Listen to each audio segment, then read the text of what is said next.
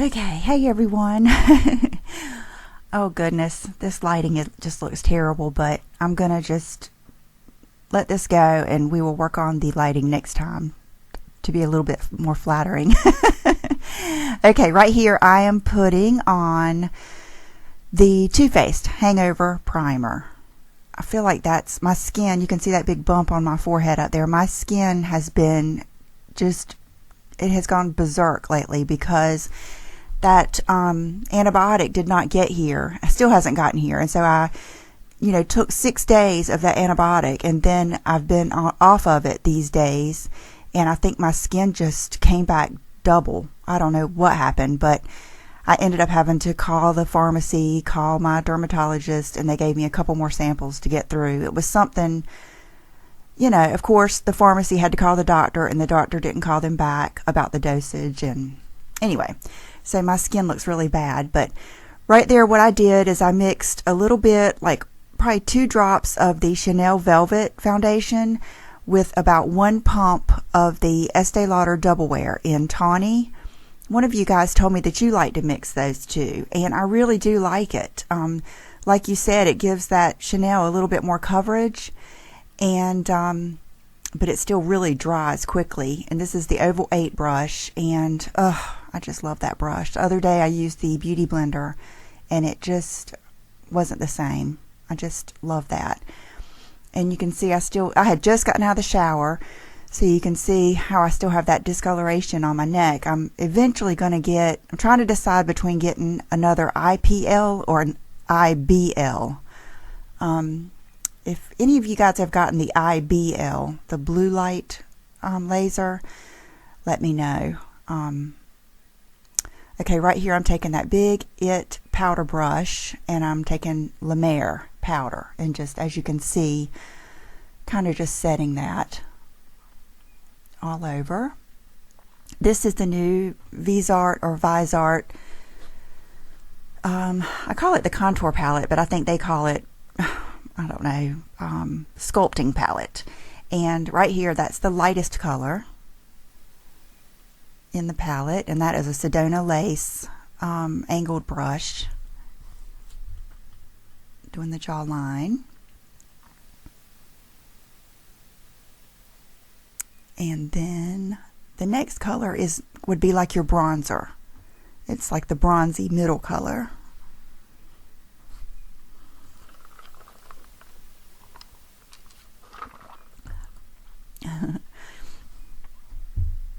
I do want to get the lighting and everything right on this, because it's so nice to be able to do a tutorial in my bathroom where I usually do, all my stuff's right there. And really, when I was doing this, I really didn't think it would work. So I was just not really trying too hard. So, okay, while I was talking, I had done the darkest part of the palette. I did my blush, which was Gucci Spring Rose, a good one. This is the NYX Blonde Brow. This is the Urban Decay Minor Sin that I'm putting on my eyelids. And I try to take it up underneath my eyes, after I've blended it. Okay, this is a Wayne Goss brush and MAC Soft Brown, and I'm putting that in my crease. There's Bubba. It's funny, he was laying down just in the entryway of the bathroom, and Bridget was just standing there crying to get by him because she's scared of him. So I had to pick him up and get him out of the way. But okay, this is that little nice Wayne Goss brush. I'll put the numbers down below. And the shadow that I'm putting on now is out of that Too Faced Smokey palette that they don't, sell at Ulta anymore. But the color is called Smokin' Jacket. And so what I'm doing is just kind of shaping that, bringing it out on the corner. And because that eyeshadow base it's so neat how it's sticky, but yet you can still blend over it so well. I always thought if something was sticky, I wouldn't like it. Not sticky, but you know what I mean. And this brush is real good for just creating that shape, and then you can go back and blend. And I think I'm just kind of intensifying that purple color right here. Yeah, I'm just making sure that that smoking jacket color is all over. Okay, this color is the one kind of in that next row above it called Smolder, and it's more of like just a smoky gray color, and so that's what I use instead of a black to just make that outer edge even darker. Okay, this is a Bobbi Brown, just a plain eyeshadow shader brush, clean. And so what I'm doing is just going over that and kind of blending out those edges. And as you can see, it's good. It's a good brush to do that with because it blends it out a little bit, but not too much. I still want to keep that shape.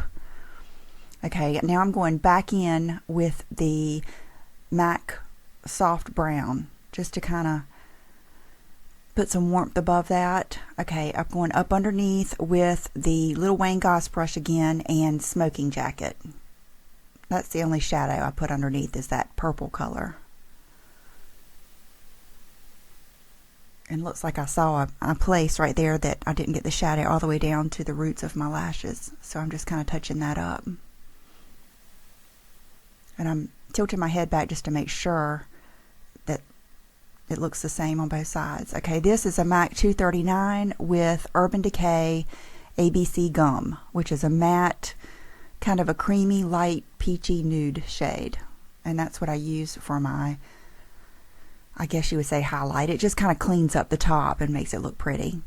Okay, this is the Tartist eyeliner. And I'm just doing a wing, and I kind of just go right where that shadow, as far as the wing part goes, and then carry it across. Just kind of simple. You don't have to do this part if you don't want to. You could just, you could just line your lashes. You could just do nothing either way, but I always like the liner, and I just kind of wanted to add it here.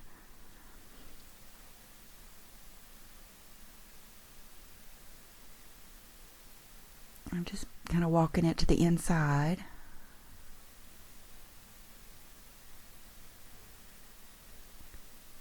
Right there. Okay, the lower waterline, I've been using an Urban Decay pencil that I got out of one of those sets. It was like a Smokey set that had a bunch of cool colors in it. And I'm not sure of the color right now, but I will put it down below. It's the same one I've been using. Okay, this is the Revitalash Thickening Lash Primer. And I think I cut out some of this to save time, but I put that as heavy as I can, just put it on just like I would mascara on both eyes. Of course. Okay, here in the beginning I had put on, I don't know if I filmed it or not, but I had put on the Estee Lauder lip conditioner. So right there I was going ahead and taking it off so that I could get my lips ready to put on liner and lipstick. And then this is the Lancome mascara. I can't remember the name of it, but I'll of course put everything down below. It's the one with the bent wand. Okay, this, instead of concealer today, I didn't want to put on anything else. I just put on that, this is the Maybelline in the Dream Lumi Radiant. And see how it's got like that pinky kind of base, and it just goes right in, and it doesn't make it look just as beautiful as a nice baked beautiful concealer, but it takes that darkness away right there and gives it a little bit of brightness. And then I just rub what's left on the top of my nose, and it just helps. I mean, this was just kind of a quickie makeup. And this is that lip combo. This is that whole makeup look that you guys liked. It's the Burberry Nude 01. You can see how, and I did just sharpen it. But it's the nude lip liner. And then this is that beautiful Chanel, the new one I just got out of that collection. It's kind of a nude, and it makes a beautiful, makes a neat color nude. Okay, so I took out my hair. That's just right out of the towel, no brushing or anything. Okay, this is trauma treatment. And what I'm trying to show you here is I leaned over and put a little bit all over, but I'm concentrating everything on the ends of my hair. Because you can imagine how old the ends of that hair is. Okay, this is one pump of that Moroccan oil smoothing cream. And you can see I just put it on all those most fragile ends and the frizziest parts. And that's what I'm doing, is just working it in the ends. And then I'm just combing everything through with that wide tooth comb, and I love that comb. Annalie and Jessie, one time she did a hair tutorial and she showed that comb, and I ordered it and I love it. I think it's Newbone or something like that. And so that is the comb I always use to comb through everything. And then I just kind of let it part down the middle. That's just naturally where it wants to part anyway. And comb it all out. And here I'm using just another comb that I got from Sally's. And what I'm doing now is separating out my bangs like I always do. And you want a little bit of those sides, but not too much. You know, and the way my hairline is, you can see it really V's up anyway. And that's kind of how those bangs do. So, and you can see my cowlicks have already started in the front, so I had to re-wet all of my hair. See, I'm not used to doing my makeup the same time I do my hair. I usually do my hair at night, you know, of course, makeup in the morning, so usually my bangs aren't this dry. So I'm having to re-wet them. Okay, important part. Notice how I'm taking the tightest, closest together part of the comb, and I'm grabbing the bangs right at the root, and I'm pulling them, kind of turning the comb up and then making it where it has like tension, and combing those bangs straight down and drying them. And I just work it one way, then the other way, and then the other way, because I want them to be, I have to fight for them to not want to part. Your hair naturally wants to part, and mine are too long right now. I need to get my hair colored, and you'll see I have gray hair showing through and everything. I need to get it colored and cut. But but you can see how I go one way and then I go the other way, and I have, you know, a couple of cowlicks right there in the front that I have to work against. So that's what I'm doing. And I wanted to show you, see, like right there where I'm just drying them a little bit. If you do that too much, some of that hair, see, you have to find that hair and pull it back down, because that's the whole point of these bangs, is you want them to just, you're not worried about what the ends are doing right now. You're just working on getting them to not have a part and to lay flat against your head. That's what I'm working on. I just want them to be straight down. Yeah. And so that's all I worry about the bangs at this point. Okay, the next step I do is just kind of, basic hair drying, just getting, a lot of the wetness out.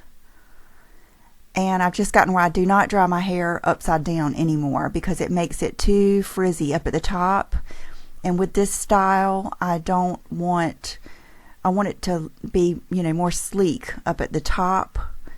And my hair is naturally kind of curly and frizzy anyway. I have a lot of texture in my hair, and so I don't want that. But what I do is I go through my hair right there at the top with this huge brush and just, dry that top section. And that really helps smooth the top, but give it, some separation. And then I, do this bottom part. I mean, this is just how I'm drying my hair. It's kind of like, I guess you would say, my blowout. And then I go do that again, just section by section. And you can kind of see the ends of my hair are more damaged than the roots, because that's it's kind of before Morgan and after Morgan. The darker, more healthy parts are, from when I've been going to her. Before that is when I was going and getting, like, basically my whole head highlighted, and it was not good. But I'm just letting those ends grow out, letting it grow, object to me is to let it grow long, so I'm just saving those ends until it gets to the point, then I can start trimming those bottoms off. And so right here I'm just, trying to just smooth it out and basically just drying it.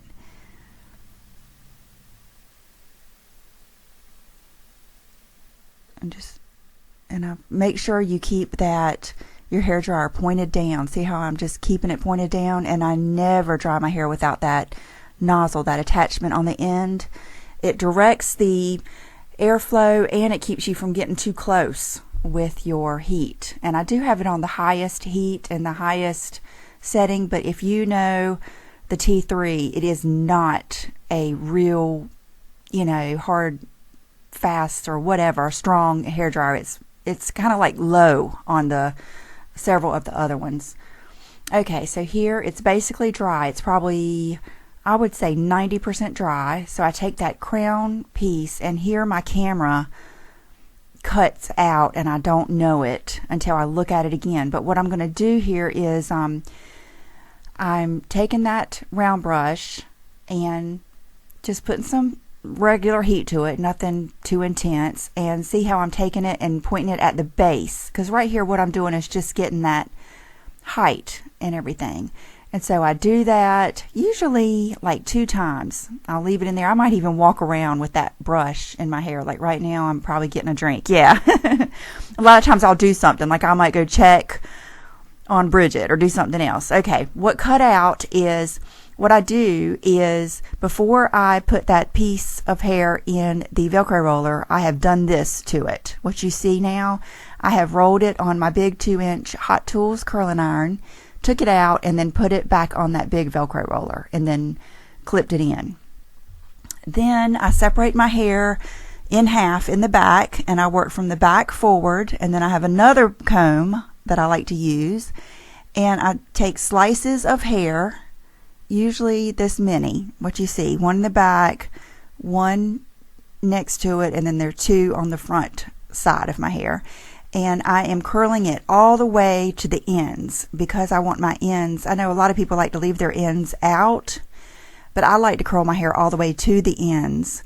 And because this curling iron is so big, it's not going to be a curly curl. And keep in mind, I never do this in the morning. Today was a rare day, and I thought I would take this opportunity to make a video.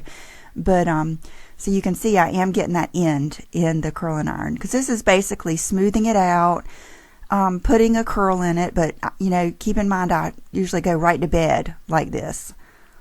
Okay, and now I'm getting that final section before my bangs, and you can see I'm leaving the sides of my bangs out, but if you wanted to include those in this, you could. And one thing I left out of this too is, a lot of times I use this spray by it's in the orange thing. It's the one that Meredith gave me.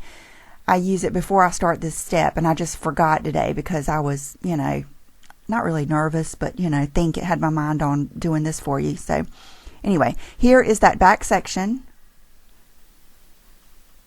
And so I just, on the other side, you see those curls, I do not brush them out. I do not even run my fingers through them at all. I leave them just like that.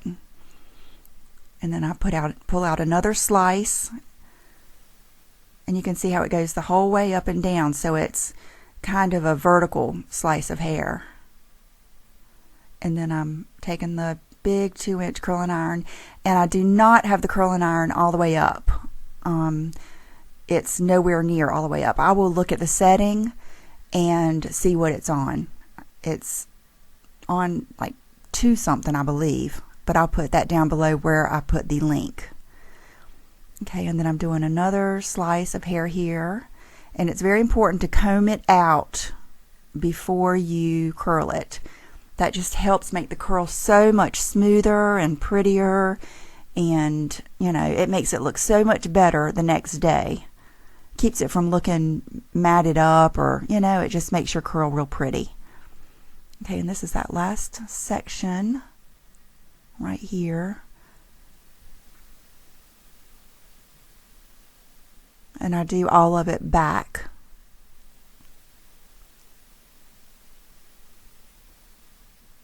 and when I pull it out I just leave it twisted down.